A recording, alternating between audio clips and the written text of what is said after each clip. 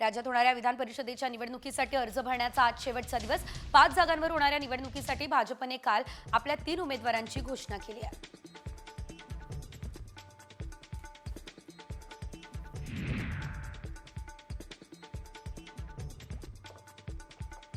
विधान परिषदेसाठी राष्ट्रवादीकडून अनपेक्षित नाव समोर येण्याची शक्यता आहे। जिशान सिद्दगी, आनंद परांजपे यांच्या नावाची चर्चा आहे। मात्र या नावांशिवाय वेगळ्या उमेदवाराला विधान परिषदेची लॉटरी लागू शकते। अर्ज भरतानाच उमेदवाराचं नाव जाहीर केलं जाणार असं देखील कळतं। ही माहिती सूत्रांनी दिली आहे।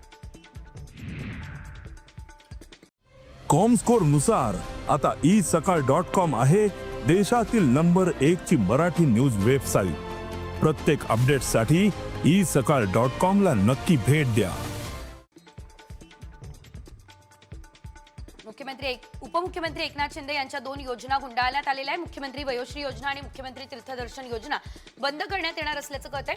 मुख्यमंत्री अन्नपूर्णा योजना देखील नावापुरतीच राहिली असल्याची माहिती सध्या तरी मिळते।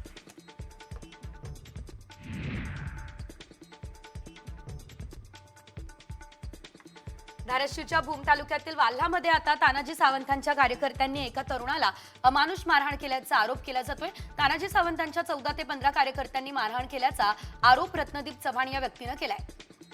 रत्नदीप चव्हाणांवर रुग्णालयामध्ये उपचार सुरू आहे।